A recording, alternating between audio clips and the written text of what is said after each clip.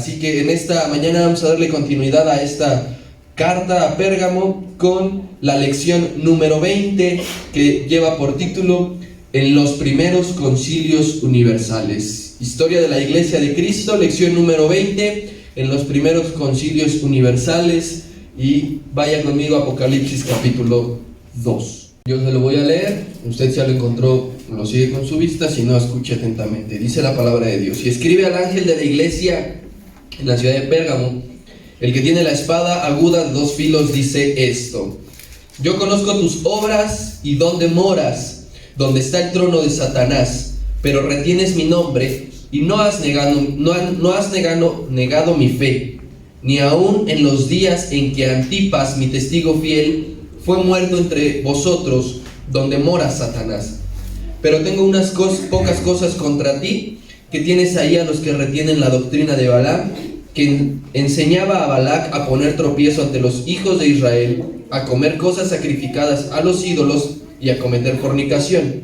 Y también tienes a los que retienen la doctrina de los nicolaitas, la que yo aborrezco. Por tanto, arrepiéntete, pues si no, vendré pronto a ti y pelearé contra ellos con la espada de mi boca. El que tiene oído, oiga lo que el Espíritu dice a las iglesias. El que venciere, daré de comer del maná escondido, y le daré una piedrecita blanca, y en la piedrecita escrito un nombre nuevo, el cual ninguno conoce sino aquel que lo recibe. Bien, entonces, querido hermano, atrás quedaron los largos conflictos del cristianismo contra el paganismo. Duró 4 siglos, recuerda este enfrentamiento, desde la época de que muere el último apóstol, que es Juan, hasta el finales del siglo III, 4 siglos enteros en que el cristianismo y el paganismo se vieron enfrentados. Termina ese conflicto y que resultó en victoria para el cristianismo, ¿sí? Porque recuerde que el cristianismo se impone en el imperio ya como un libre credo, ¿sí? Pero ahora surge una nueva lucha, ya no iba a ser tan sencillo, así que el diablo reformula su estrategia. Recuerde que si el diablo a usted no lo puede derribar por un área, le buscará por otra. Así que el diablo reformula su estrategia y dice: bueno, ya no puedo competir en el área pagana contra el cristianismo, pero ahora voy a hacer que de entre ellos mismos surjan divisiones, de entre ellos mismos surjan conflictos, de entre ellos mismos internamente salga algo que los separe. Ya no va a ser una lucha física, sino ahora va a ser una lucha de pensamiento dentro de la misma iglesia. ¿Con qué? Con cuestiones doctrinales. Ahora el diablo meterá su cuchara en la doctrina, influenciará a algunos según ellos, en base a ciertas revelaciones, a ciertas cosas, y entonces continuará esta lucha entre el bien y el mal. ¿Por qué? Porque había temas de discusión profundos, querido hermano, que tienen que ver con la doctrina y también de carácter práctico, es decir, de cómo se hacen las cosas, ¿sí? Usted puede ver hoy en día cómo algunos entienden una cosa y otros entienden otra cosa, y eso no ha parado, eso no se ha frenado, tanto por cuestiones de lo que viene aquí escrito como por cuestiones de llevar a cabo lo que dice aquí escrito. Esto encuentra, querido hermano, una explicación. La propagación de la iglesia ya no era nada más dentro del imperio, de lo que dominaba Roma, sino la propagación de la iglesia ya era universal. En muchas de las ciudades, en muchos de los países, ya había cristianismo, ya había hermanos, ya había iglesias, ya había reuniones. Entonces, pensemos un poco: diferentes países, diferentes culturas, diferentes lenguas. Esas 3 cuestiones hicieron a que hubiese diferencias de manera de entender y de interpretar las escrituras. Así que empezaron a surgir opiniones, y aquí es donde ya uno empieza a errar, porque dentro de la palabra de Dios no se opina. De la palabra de Dios nosotros no opinamos. Bueno, es que yo creo que esto no está bien. Es que yo pienso que aquí esto ha cambiado un poco con respecto a los tiempos. Lo que dice la palabra de Dios no pasará nunca de moda. Amén. Lo que dice la palabra de Dios no está sujeto a lo que yo pienso, a lo que yo quiero, a lo que a mí se me antoja o a lo que a mí me convenga. Lo que viene descrito en la palabra de Dios es tal cual. Y dice su palabra que permanecerá para siempre.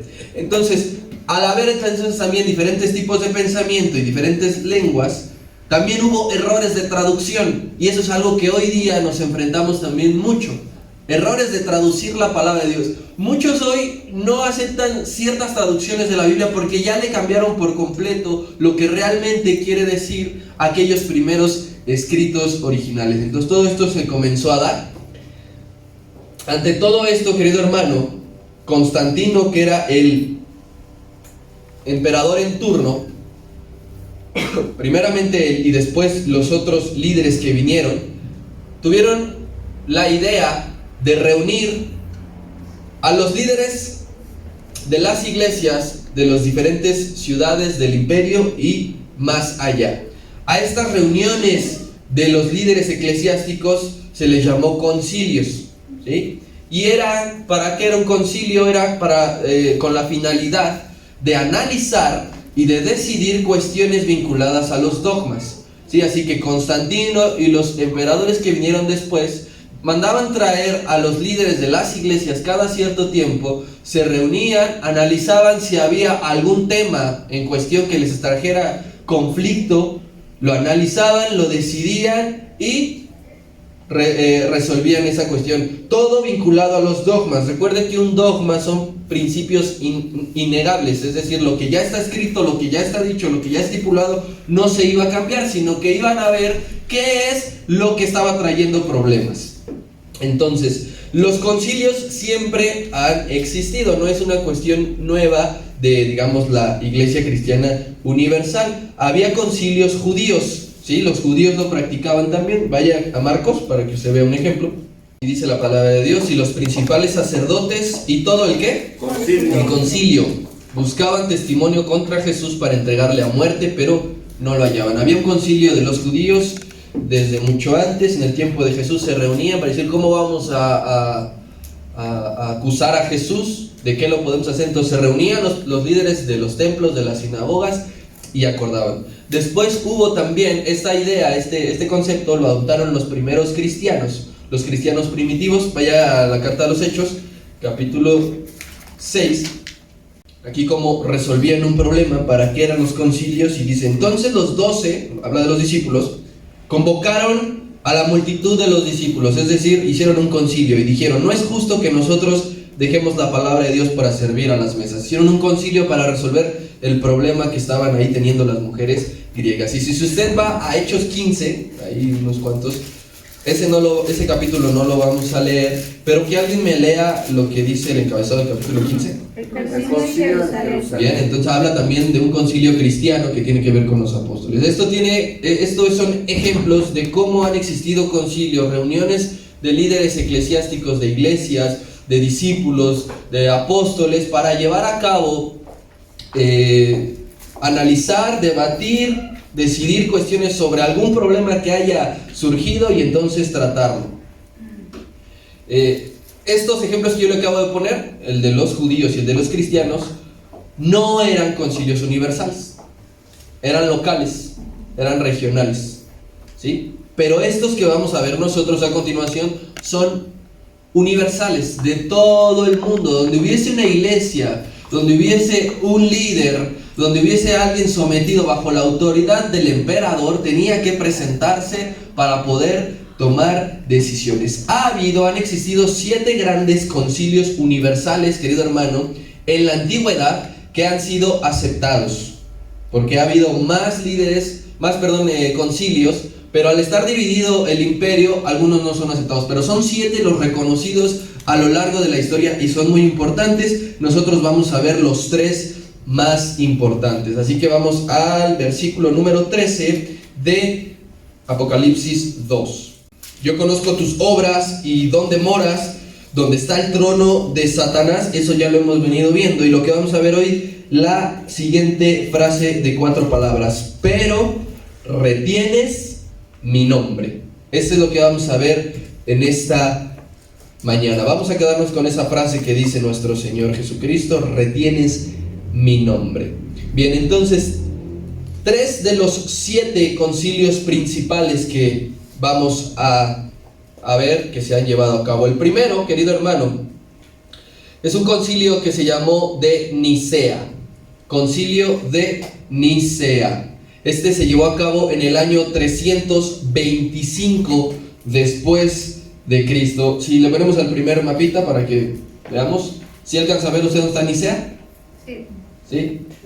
Aquí es Constantinopla, que es la capital. Dijimos que da entrada justo, conecta a los dos continentes. Y aquí está Nicea. Ahí se llevó a cabo el primer concilio universal de la iglesia cristiana. Hoy Nicea usted lo puede encontrar en el mapa como Anatolia. Todas las ciudades que vamos a ver están en el país de Turquía. Ahora hay una siguiente imagen.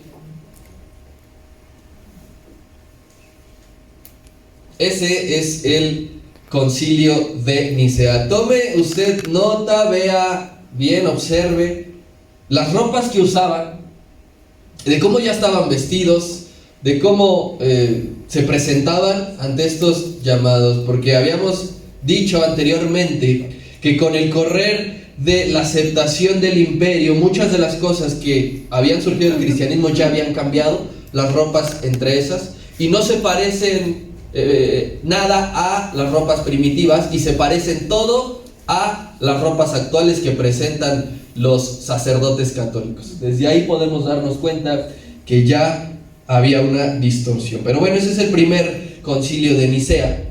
El objetivo, querido hermano, de este primer consejo fue tratar las discusiones y las divisiones que había causado una corriente llamado arrianismo. Ya se habían dado cuenta que el arrianismo estaba tomando mucha fuerza, que estaba dividiendo las iglesias, que estaba trayendo demasiados problemas. Entonces surge el primer concilio, este sí por Constantino. Constantino todavía está en el poder y manda a traer para resolver esa cuestión. ¿Qué es el arrianismo? El arrianismo es una doctrina, querido hermano, que surgió por un hombre del norte de África que se llamó Arrio. Por eso le digo, tenga usted presente todo el poder que tenía el imperio y hasta dónde llegaban sus confines, sus dominios. Y el del norte de África, no un hombre asiático donde estaba Constantinopla, no un hombre europeo donde estaba Roma, sino un hombre africano llamado Arrio, empezó a difundir su corriente y que le pusieron arrianismo. Este muchacho, Arrio, querido hermano, comenzó a predicar, comenzó a impartir la herejía de que Cristo fue creado por Dios Padre antes que todo y todos.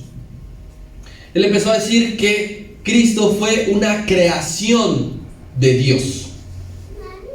Lo que afirmaba, en otras palabras, querido hermano, es que Cristo tenía entonces un principio, que Cristo no estaba desde la eternidad, sino que a Él lo habían formado, que Él lo habían hecho, que Él no era eterno.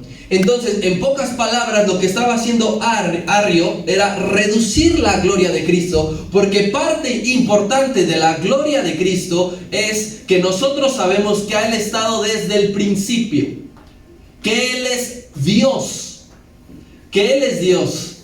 Y Arrio decía que no, que a Cristo Dios lo había creado, que Dios sí es eterno, pero que la primer obra de Dios fue hacer a Cristo. Entonces reducía la gloria tremendamente de nuestro Cristo. Hacía énfasis mucho más grande en el Padre que en el Hijo.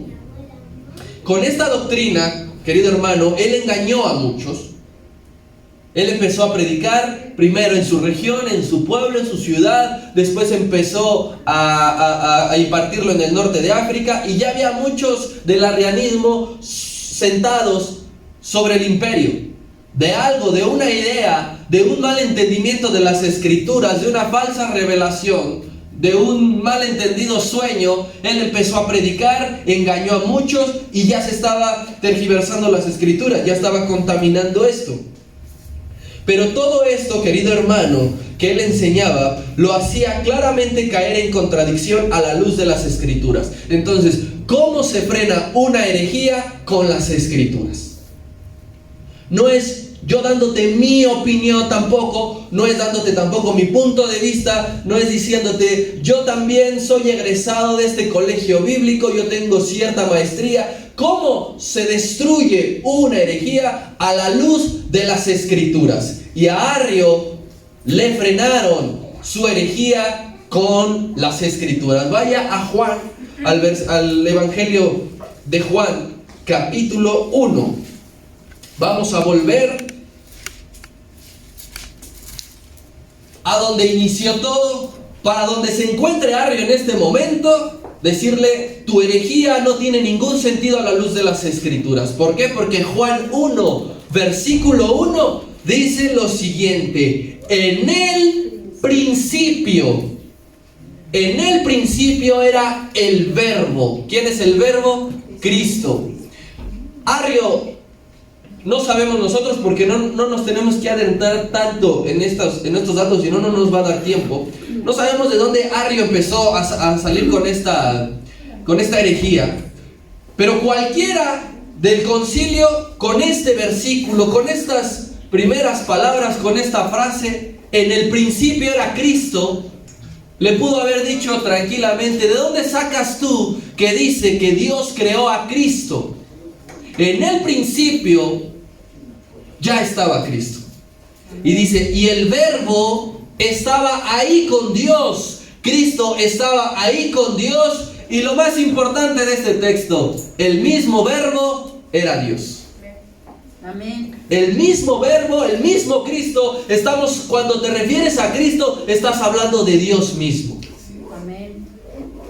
No hay una creación por aparte. Dios no se creó a sí mismo y después dijo: esta parte será Cristo, esta parte será el Espíritu Santo. Desde el principio estaba Dios, desde el principio estaba Cristo, y se acabó.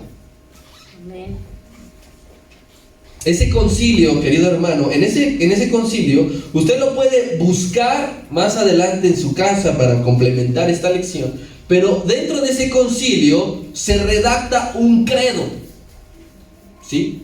Usted lo googlea ahí, credo de Nicea, así puede buscarlo tal cual, y le va a aparecer cómo a raíz de esa reunión eclesiástica se crea este credo, donde se le regresa la gloria que le pertenece a Cristo, y así lo deben de creer, y así lo deben de seguir, y así lo deben de enseñar todas las iglesias. Se le atribuye la gloria que le pertenece a nuestro Señor Jesucristo, sin desmerecerlo un solo ápice.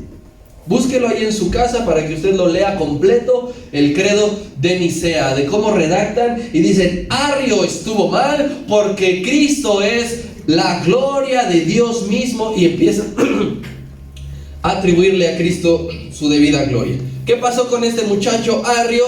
Arrio fue condenado por hereje, se le acusó de hereje, de haber enseñado, junto con todos los que lo seguían. La mayoría de los obispos estuvieron de acuerdo con su nombre, y aquí se cumple la frase que le dije que usted retenga en su cabeza, que el Señor dijo: retuvieron mi nombre. Porque no hubo espacio, no hubo lugar para decir: bueno, quizá Arrio tenga razón. Quizá Arrio está entendiendo las Escrituras de forma correcta. Cristo terminó diciendo: retuvieron mi nombre a pesar de que alguien empezó a contaminar a mi pueblo, y a pesar de que alguien empezó a enseñar una falsedad de decir que Cristo había sido creado. Él mismo dijo: gracias por defenderme y por retener mi nombre. Los herederos, querido hermano, de estos muchachos del arrianismo, hoy día podemos decir que pueden ser los testigos de Jehová. Terminaron con Arrio, lo condenaron, y a muchos de sus seguidores, pero esta herejía siguió, este pensamiento siguió, y hoy día podemos verlos depositados en esas personas, porque ellos niegan la existencia y el poder de la Trinidad.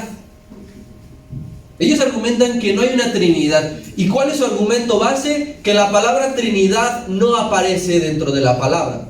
Pero no es que nosotros lo mencionamos como un texto, sino porque atribuimos a tres personas. Trinidad viene de tres.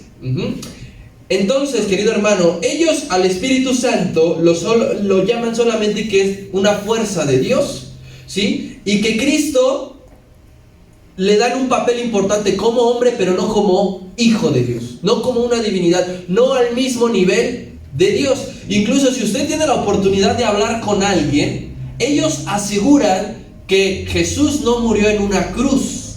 No sé si alguien ha platicado con algún testigo, ¿sí? Ellos aseguran que Jesús no murió en una cruz, sino que murió en un madero, como dice la palabra. Sí dice que murió en madero, pero también en otro evangelio especifica que sí murió en una cruz. Y cuando lleva Jesús el recorrido para el Gólgota, lleva una cruz y lo menciona claramente. Entonces, desde esa parte, ellos tratan de quitarle valor a Jesucristo. Si algún día usted puede platicar con ellos, sabrán muchos textos porque se lo saben con cita y todo, pero los tienen tergiversados todos. Así que hay que aterrizarlos y como Arrio decir, no tergiverses las escrituras, porque a Cristo hay que darle la gloria debida a su nombre. Bien, ese fue el primer concilio, el concilio de Nicea. El segundo concilio fue el concilio de Constantinopla. Es en la misma ciudad donde se llevó a cabo. Si vemos la segunda imagen, o tercera, perdón. Ese es el concilio de Constantinopla. Igualmente vea, recuerden que el símbolo del imperio de Constantino es la cruz, porque a él se le aparece una cruz y él lo toma como símbolo en adelante para su imperio. Bien, concilio de Constantinopla primero, porque hubo 3 concilios de Constantinopla. De los 7 que hubo en total de la antigüedad, 3 fueron en la ciudad de Constantinopla. Y este que estamos viendo es el primero. Este se llevó a cabo en el 381 después de Cristo. Eso quiere decir que 56 años después del concilio de Nicea se lleva a cabo este segundo consejo. Aquí Constantino ya había muerto. Él ya no existía, ya estaba otro emperador, pero se respetó lo que él había dicho. ¿Y para qué se reunieron esta vez? Esta vez, querido hermano, la iglesia se reúne para tratar la herejía que tenía que ver con la naturaleza humana de Cristo a cargo de un hombre llamado Apolinar. Arrio y su idea ya habían sido controlados, pero en esta ocasión surge un hombre llamado Apolinar que dice: yo no me voy a meter con la divinidad de Cristo, pero sí me voy a meter con su naturaleza humana, con lo que tuvo que ver con Cristo aquí en la tierra. ¿Qué enseñaba este Apolinar? Apolinar enseñaba que Jesús en la tierra no era un hombre como todos, con todos los componentes naturales, sino que era el mismo Dios en forma humana. Él decía que Cristo, cuando estuvo aquí en la tierra, no era un hombre común como tú y como yo, sino que era Dios mismo en forma humana. Y esto él dice que le atribuía ventaja a Jesús hombre, porque el hecho de ser Dios aquí en la tierra y no ser como tú y como yo, claramente tenía una ventaja sobre lo que tú y yo nosotros hoy somos. Herejía. Herejía, porque las escrituras nos enseñan, querido hermano, que el Señor Jesús no fue un hombre que llegó a ser Dios, sino que Él es Dios que llegó a ser un hombre. Todo lo contrario, ¿sí? Y cuando estuvo aquí en la tierra nunca dejó de ser Dios. Usted lo veía, usted lee los evangelios, usted ve todo lo que hizo, todo lo que sufrió nuestro Señor como hombre, pero eso no quiso decir nunca que dejó de ser hijo de Dios. Aquí en la tierra caminaba con ese título. A los fariseos les enardecía escuchar de su boca que Él era hijo de Dios. Cuando estaba ya ante Pilatos, Él dijo que Él era hijo de Dios y se rasgaron las vestiduras. Apolinar estaba completamente equivocado. Y nuevamente, ¿cómo le dije que se combatía una herejía? Con las palabras. A la luz de las escrituras. Y entonces en el concilio primero de Constantinopla, y nosotros, si tuviésemos la oportunidad de poder hablar con Apolinar a la luz de las Escrituras, solamente necesitaríamos un versículo para poder derribar su herejía. Igualmente ahí en el Evangelio de San Juan, en el primer capítulo nuevamente, pero ahora usted identifique el versículo número 14, palabra de Dios. Y aquel verbo que ya vimos, que está desde el principio, que es el mismo Dios, ¿qué fue hecho? Carne. Hasta ahí. Pobre Apolinar, no sabe de dónde sacaba esto. Porque decía que Jesús caminaba en forma de Dios. Y aquí dice la palabra que aquel verbo, aquel que estuvo desde el principio, aquel que es el mismo Dios, fue hecho carne. Carne, hombre de carne y hueso. Cristo caminando entre nosotros, querido hermano, dice su palabra que fue tentado en todo. Para poder decir que eres tentado, es porque eres de carne y hueso. Es porque sientes, es porque tienes gustos, es porque tienes deseos, es porque tienes sueños. Y Apolinar decía que no, que Jesús caminaba en forma de Dios. Y esa es la naturaleza humana de Cristo, cosa que ni usted ni yo nunca podremos ser, ni ningún otro hombre. Cristo aquí tuvo la dualidad. Al mismo era tiempo Dios, pero también era hombre de carne y hueso como tú. Y esto hay que decirlo claramente, usted lo sabe, hay que predicarlo. Cuando usted escuche a alguien, cuando usted platique con alguien, hay que sacarlos de ese error. Y hay que decirles claramente que sin la humanidad de Cristo no habría salvación. Sin la humanidad de Cristo no habría salvación, porque el precio de la salvación fue el sufrimiento de su persona, querido hermano. El precio de la salvación fue el sufrimiento de su cuerpo, el sufrir esos golpes, el que se haya quedado sin una sola gota de sangre. El precio de tu salvación y de la mía es ese. Y eso se lo hicieron a su cuerpo, a Cristo humano, a Cristo hombre. ¿Qué hizo entonces el concilio con este muchacho Apolinar? Lo retiraron por completo de la iglesia. Le dijeron como a Arrio: lo que tú enseñas no es bíblico, lo que tú dices no está respaldado por la palabra de Dios, son opiniones tuyas, son conceptos tuyos, y a todo quien has engañado también. Retirado de la iglesia, no tienes más ningún cargo de obispo en la ciudad donde podías habitar. ¿Y qué dijo nuevamente el Señor a raíz de este segundo concilio? Retuvieron mi nombre. No se dejaron engañar, no se dejaron amedrentar, no dijeron, bueno, sí es cierto, tienes razón, como que ya te estoy entendiendo. No, aquí se retiene el nombre del Señor. Siempre que alguien quiera traer un falso evangelio, se retiene el nombre del Señor. Y querido hermano, te lo digo, se defiende con la vida. Retener el nombre del Señor se defiende con la vida. ¿Qué pasaba con los apóstoles? Ellos retenían el nombre del Señor, ¿y qué les costó? La vida. El retener el nombre del Señor te va a costar la vida. Y el concilio número 3 que hemos de ver esta mañana es el concilio de Éfeso, en el año 431, y es la última imagen. Por favor, Josuecito.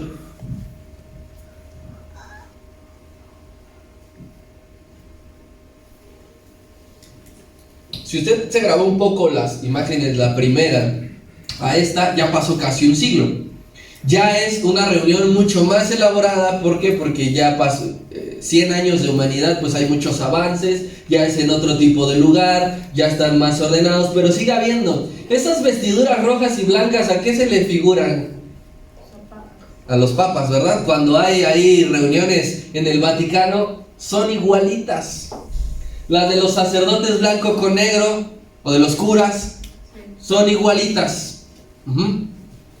Entonces, del segundo concilio, que fue el de Constantinopla, a este de Éfeso pasaron ahora 50 años. Del primero al segundo pasaron 56, del segundo al tercero pasaron 50. Pregunta, ¿cuántos años pasaron del primero al tercer concilio? 106 años. Un siglo en un siglo hubo 3 reuniones eclesiásticas universales. Era urgente también reunirse en este de Éfeso para dar solución, querido hermano, a las controversias que surgen cada cierto tiempo. Esto de las herejías dentro de la iglesia cumple una función cíclica. Así como en la vida de las personas hay problemas que se manifiestan cada cierto tiempo. Y usted lo puede ver porque a lo mejor lo ha vivido o lo ha conocido, que a su vida le ataca el mismo problema cierto tiempo. Viene, le ataca, resiste, se va y pasa cierto tiempo y vuelve. Lo mismo pasa con las herejías. Ataca, se destruye, pasa cierto tiempo y ataca nuevamente, ahora de otra manera, de otra forma.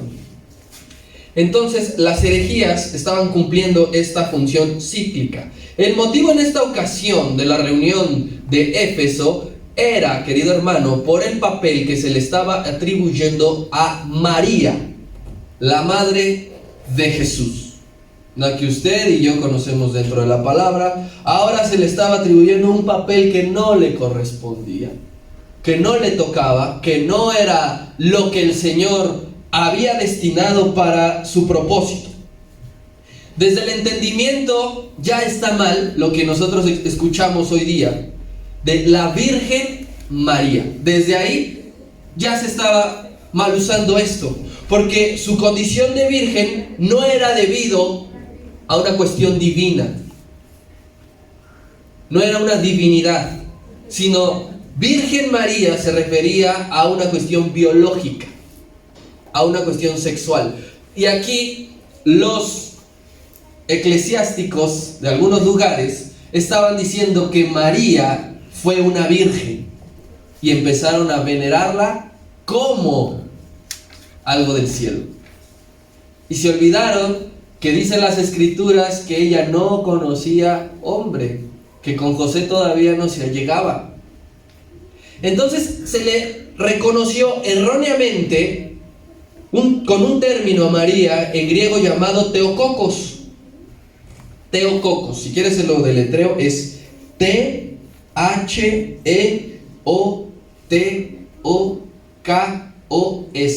Theotokos. ¿Y qué quiere decir Theotokos? Dice madre de Dios.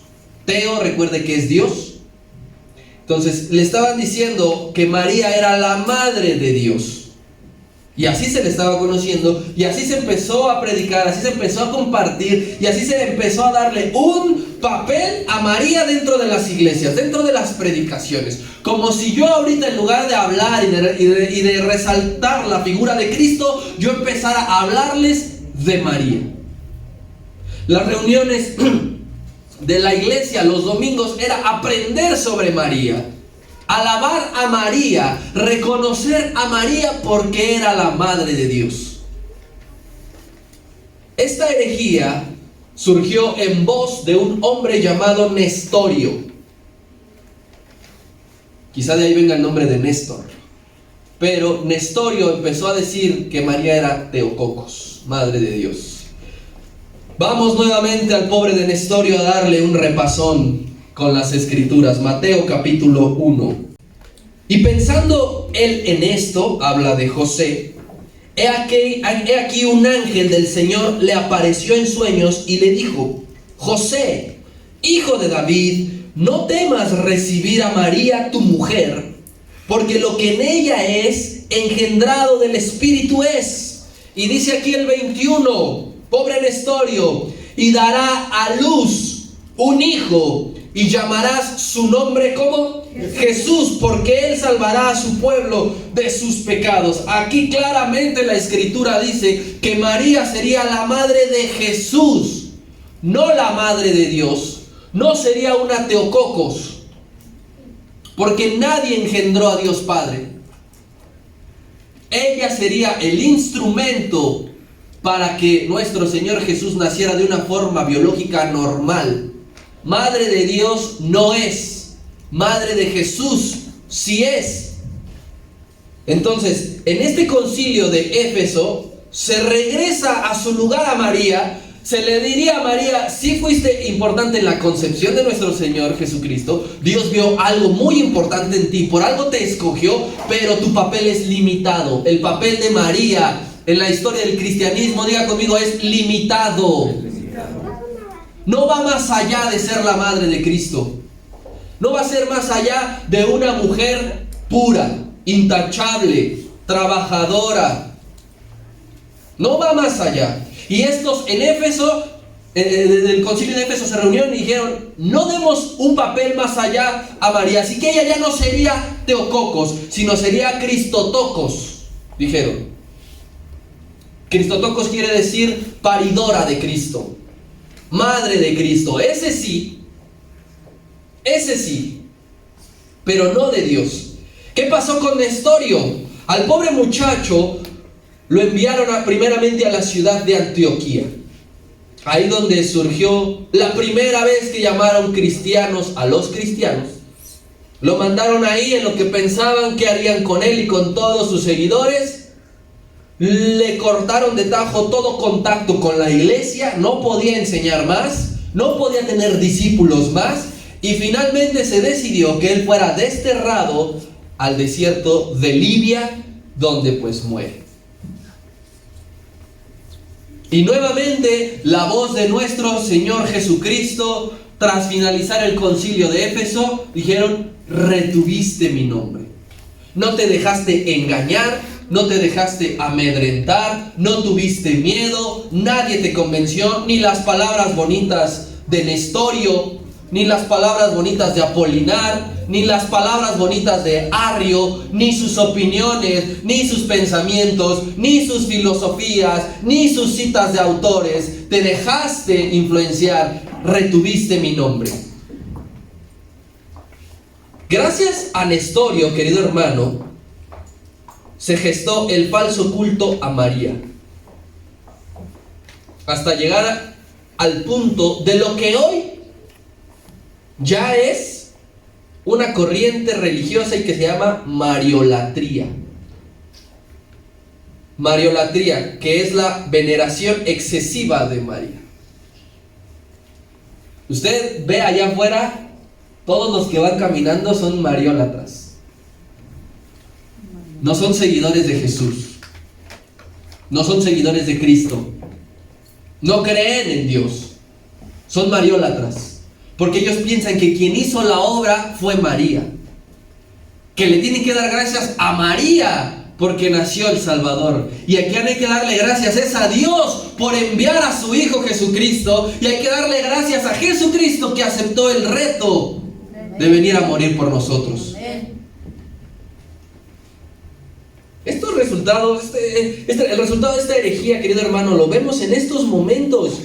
Si nosotros, digamos, hubiese caído otro día y usted enciende el televisor, las noticias siempre dan ahí: en la basílica se esperaba 4 millones. Pero esta noticia me dio mucho gusto, porque cuando leí 4 millones se esperan, en otros años, hace no mucho, se esperaban 7, se esperaban 10, ahora 4. Los mariólatras van de menos, y lo que usted tenemos que hacer, y yo, cuando nos enfrentemos a un mariólatra, es decir: toda la gloria es para Jesucristo, toda la honra le pertenece a nuestro Dios Padre. Con Dios, querido hermano, no hay coincidencias. Nuestro Dios ya tenía destinado, el Señor, este tema para este día. ¿Sí? Que ya van caminando, bueno, ahorita ya llegaron, ¿verdad? Ya fue la madrugada de hoy. Pero no es una coincidencia que caiga en este día y que el Señor nos recuerde. Hay que retener su nombre, porque allá en la basílica no retienen su nombre. Ahí se prostituyen por una mujer que ni siquiera se parece físicamente a la que viene aquí en la palabra. Seguramente María no era de una tez morena, y ellos lo pintan a sus creencias. Entonces usted y yo, pregunta: ¿qué hacer cuando en la iglesia se presenta una situación de este tipo de herejía? Cuando alguien viene con ideas no bíblicas, ¿qué debemos de hacer? cortar de tajo. En los concilios no eran, bueno, pues mira, te vamos a dar una segunda oportunidad, pero no lo vuelvas a hacer, por favor. Te encargo mucho que no estés enseñando mal. ¿Qué hicieron? Cortaron de tajo. ¿Qué debe hacer la iglesia cuando alguien se levanta con una idea así? Cuando alguien quiere enfermar al cuerpo de Dios con una idea así, lo mismo, cortar de tajo. Por más duro que se oiga. Porque claramente las escrituras nos enseñan que Cristo dijo, cuidado, porque una casa dividida no permanecerá. Si dentro de la iglesia se levanta alguien con una manera distinta de pensar, con una enseñanza diferente a la que viene aquí, a la que todos los demás creemos, a la que todos los demás practicamos, dice Cristo, no va a permanecer esa casa. Entonces, ¿qué tienes que hacerlo? Cortarlo, expulsarlo, sacarlo. No sé si alguien conozca aquí al hermano Paul Washer. Si alguien conoce al hermano Paul Washer, que levante su mano. No, ¿sí? Bueno, solamente el pastor. Se fue a desayunar con él ayer. Bueno, el hermano Paul Washer es uno de los grandes líderes cristianos de nuestra era, seguidor de la sana doctrina, y él dice una frase muy importante: la división es dolorosa.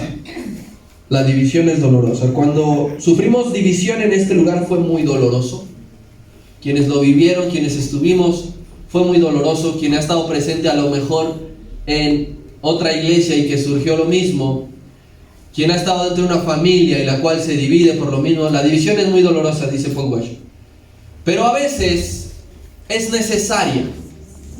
Dice, porque es mejor estar separados por verdades bíblicas que unidos por la mentira.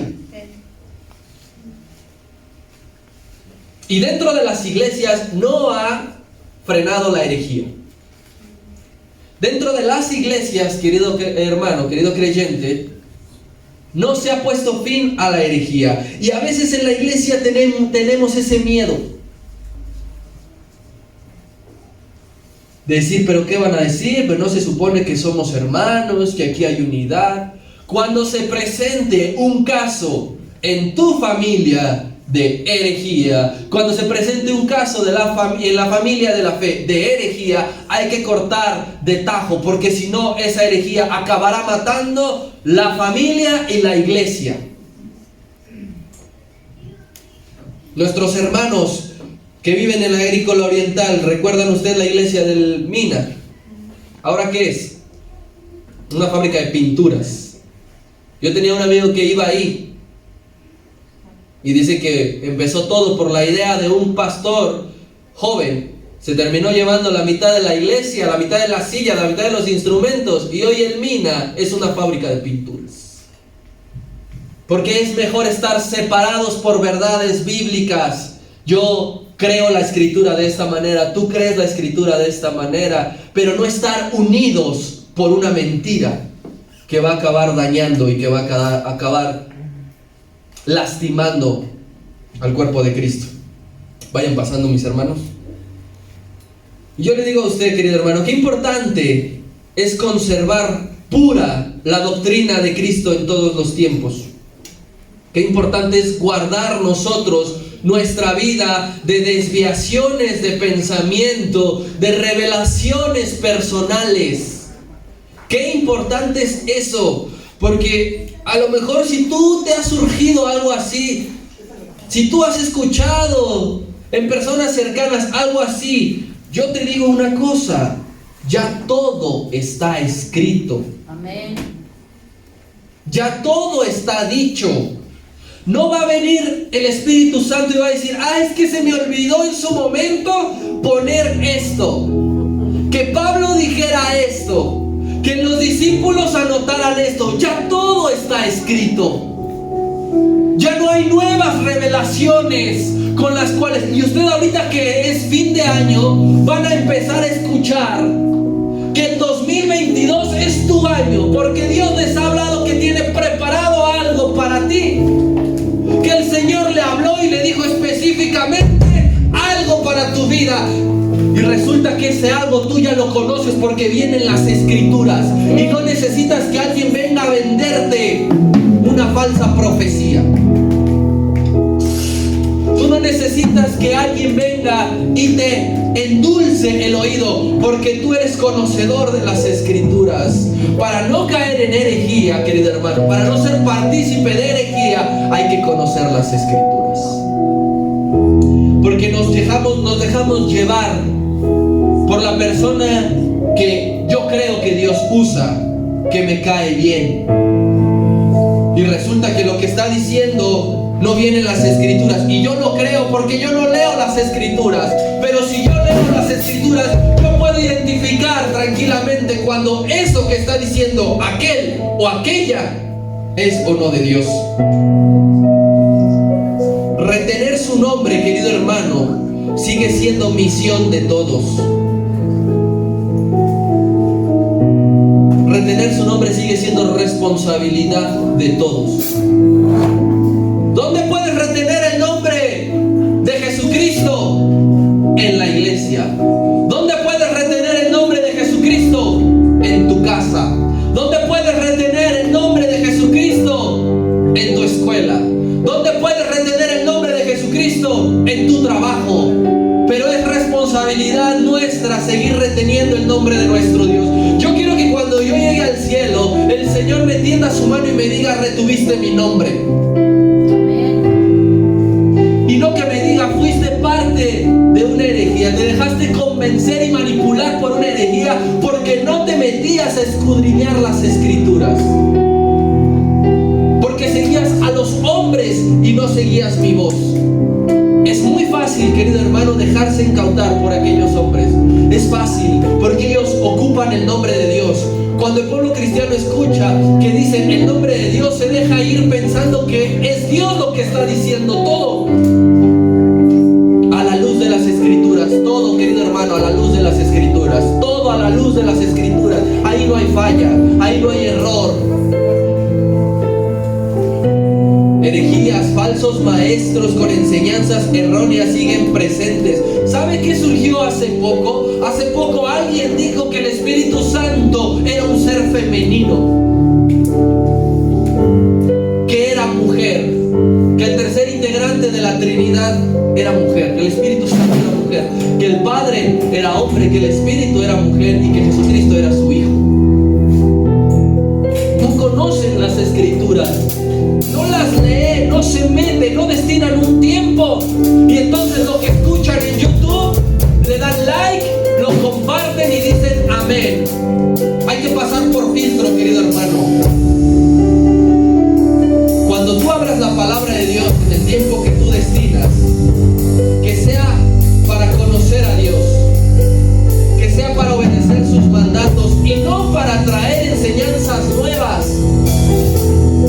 Pero ya voy a abrir las Escrituras y voy